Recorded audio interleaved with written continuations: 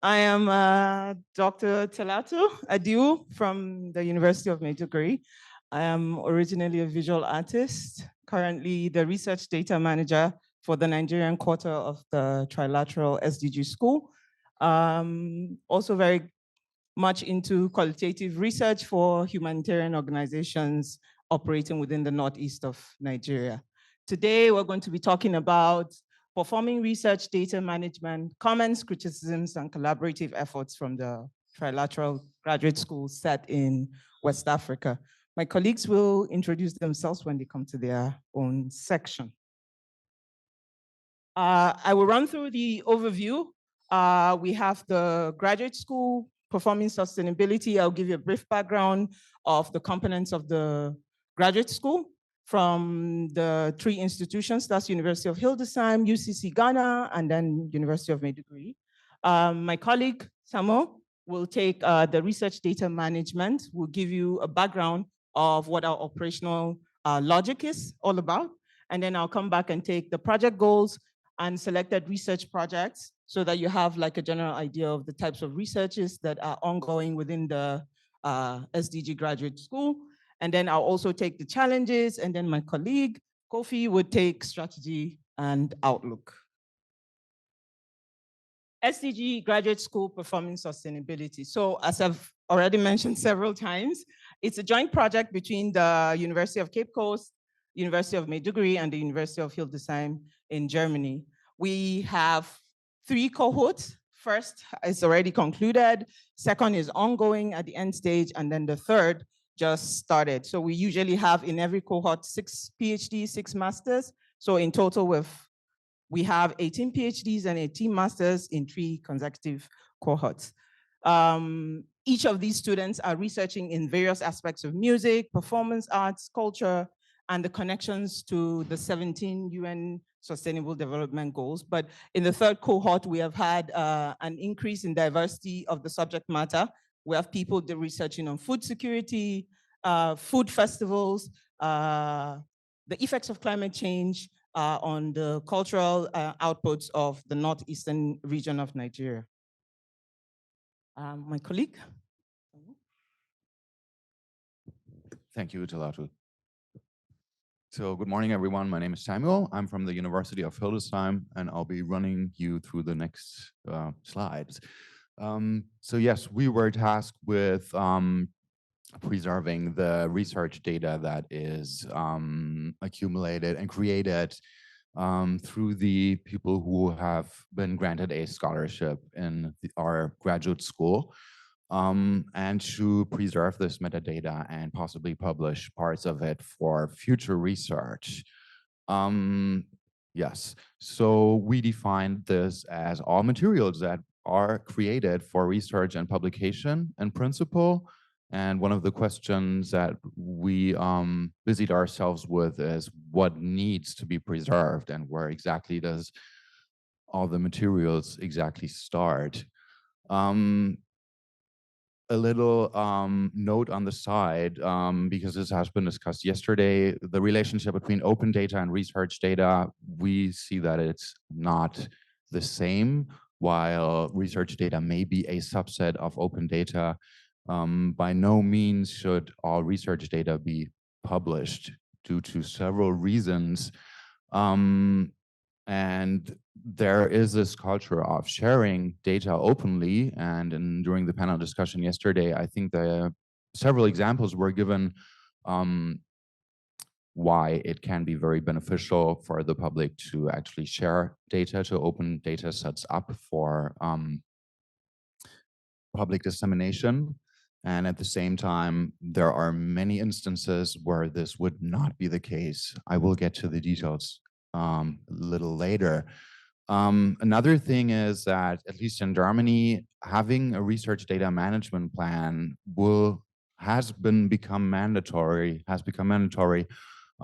for any funding projects, for any grant applications that we write. So it is expected of us to have a data management plan in place. So this puts pressure on us as scholars to answer the complex of questions that surround the whole topic of research data and its management.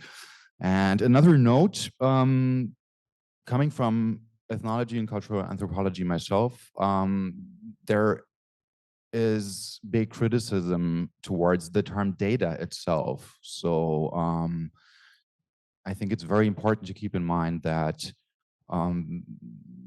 within cultural anthropology, at least, most of our colleagues would not speak of data and rather of material. And the material that is being created in anthropological research would be the raw material, like raw audio from an interview or raw video from audiovisual ethnography, for instance. There is several publications by Sabine Imeri from Humboldt University in Berlin on this topic and others who have extensively discussed the problems that arise with this whole topic. So this is a research data lifecycle. Apologies that it's a bit faint. So we were tasked with accompanying each step of this life cycle, from the generation of the materials to the processing, which would be coding, for instance, pruning audio material, enriching the material through metadata tagging or through taking down notes in a field research notebook, for instance. Then the next step would be archiving, so putting these materials somewhere, possibly in a repository, but it could also be, of course, on someone's personal hard drive at home. And then finally publishing the data or the metadata so it can be used for further research. That would be the ideal of what research data might be enable researchers to do. A few notes on the FAIR principles. These were also mentioned yesterday. Findability, accessibility, interoperability, and reusability. Now, from our experience, this sounds nice in theory. It is, as we have discovered, quite hard to obtain.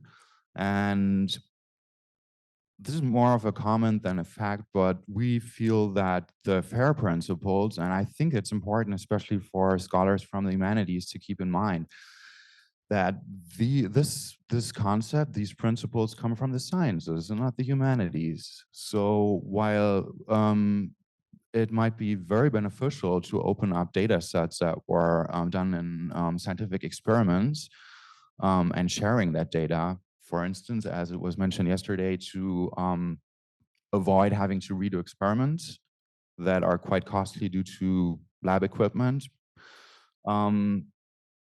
This whole concept might not be entirely applicable to materials that are generated in the humanities. So one could say that the FAIR principles are rather a top-down approach. So the whole concept has been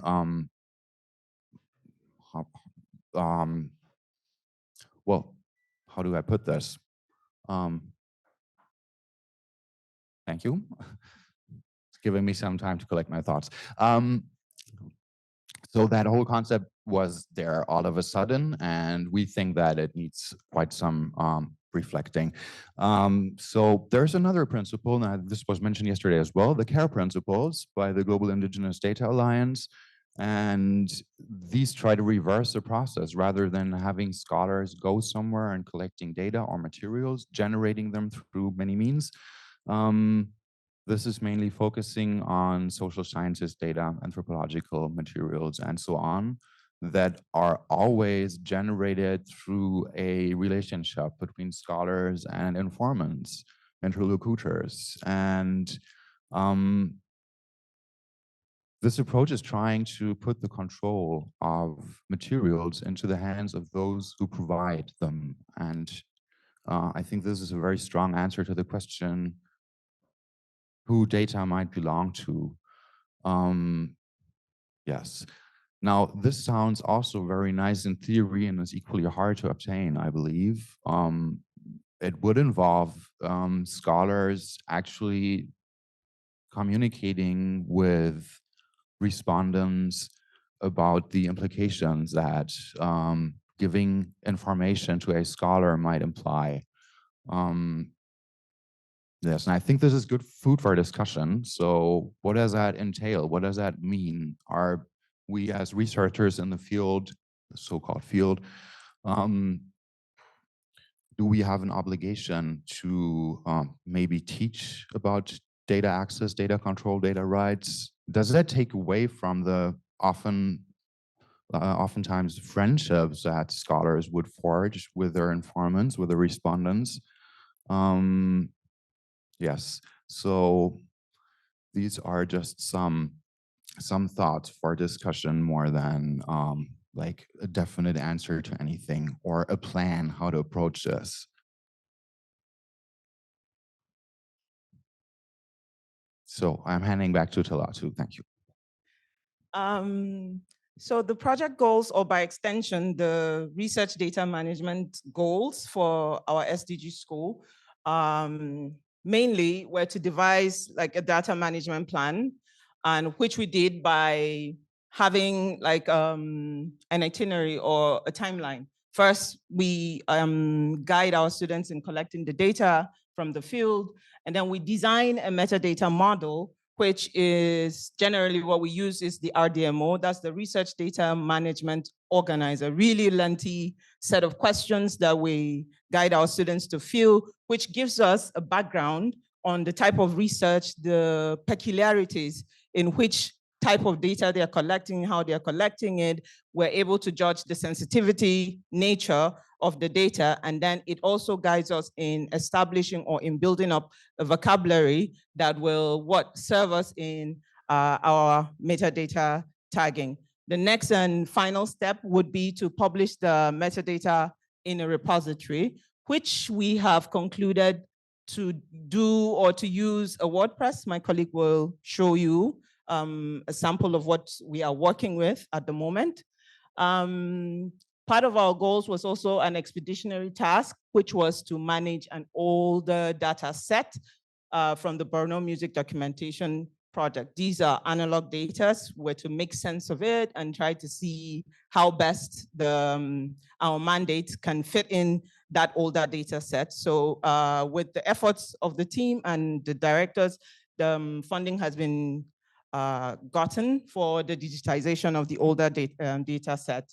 Long-term preservation of raw material that has been gathered.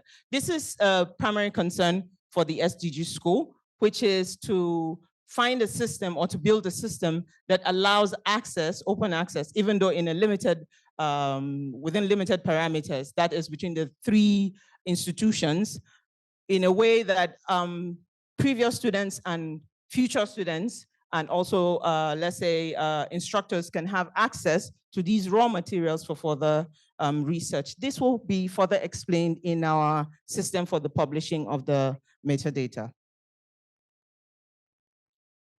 This is a cross-section of the selected research topics that are ongoing or have been concluded. The idea is for you to see how diverse the set of researches that we have ongoing in the SDG school. As you can see, we have dance studies, graphic design, theater studies, ethnomusicology, and recently climate change, food security, extensive studies in specific festivals within the central areas of Nigeria. What this is trying to show you is that we have our work cut out for us because we have to build a vocabulary that will sort of provide a uniform system of metadata tagging that would probably not mean that every research would mean that we have to build a different set of vocabulary for that process. Challenges. We were brought in the middle of the second cohort, so meaning that we're totally absent for the first cohort, but then we're still tasked with the responsibility of managing the data from the first cohort.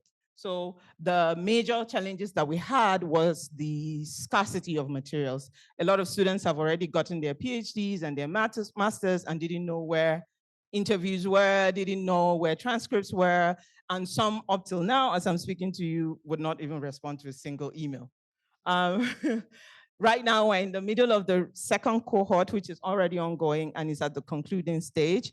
We have had some improvements because we came in at the central stage of their research activities. So we've been able to guide, and then we've been able to establish a better system for collecting that data and ensuring that things are done appropriately and in an organized manner. As I mentioned, when I showed you the list of the types of researches that are ongoing, we have the diversity of disciplines. That also is also a major factor or a major problem for us. The diversity of disciplines is also reflected in the RDM team across the three institutions, because we are all coming from different disciplines, having to deal with data from different disciplines, and then having to find a system that caters for every aspect of the research of the SDG school. Another challenge is the vagueness. Well, my colleague put it politely by saying vagueness. I would say totally an absence of the of the implementation of the RDM guidelines in our respective institutions. I think until the project came in and then instituted an RDM team, most of the institutions didn't know what an RDM was or is. So I can say that with our efforts, my university has been able to establish a committee that would provide guidance on how the concept or the idea of RDM can be implemented in the entire university. But as you all know, this is going to be a very slow and very painful process. More challenges. As I've explained from the last slide, there's a general lack of understanding of the importance of RDM. General lack, or I wouldn't say lack of understanding, I'll probably say it seems like a tedious process, and people do not, or decision makers do not want to commit to that process of seeing how in the long term this is very important for institutions or for projects or for even if it's a working system. Then also there's the absence of shared infrastructure for long-term storage. This is something that as a team we're trying to work on by having the WordPress website that allows our three institutions to openly share the data within certain parameters that allow for issues of ethics and propaganda, and also securing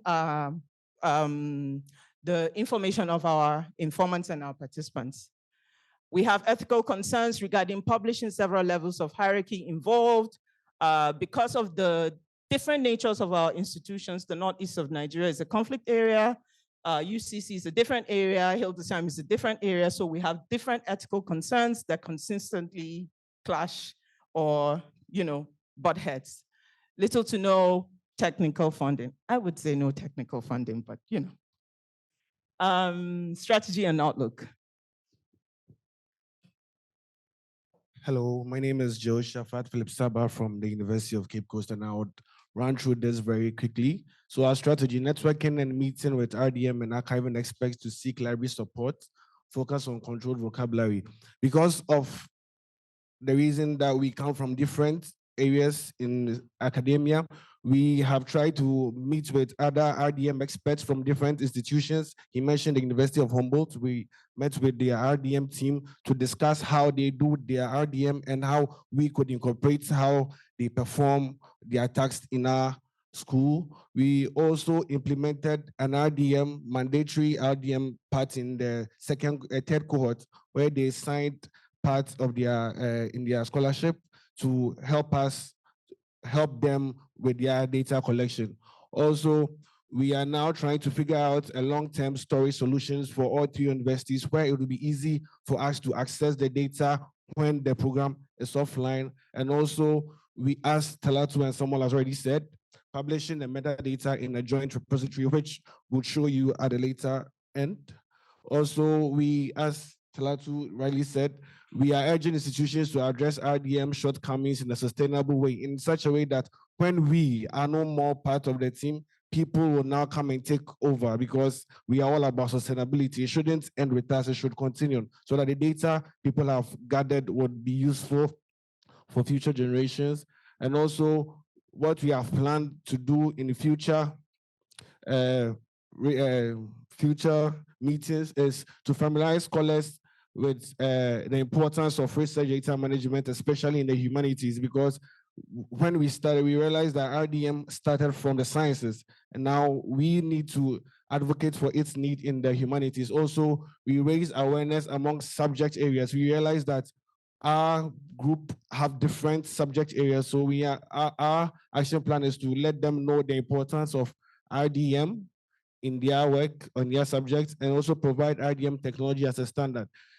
Talatu said there is little to no missing RDM technology. So we now have an idea of what we need, or for what anybody needs to start a research data management, and also formulate RDM guidelines and ethics for international research projects. Since ours is an international trilateral research project, we have questions of where we are hosting the metadata, where we are hosting the sites, and all those things. So this is just a short, so this is just a short, what we think our database will look like. So it'll probably work as Google as a search engine. So you enter your search term. So there's this a search term land use conflict. Then we generate something like this. Then it comes up. Then we are done. Thank you for your attention.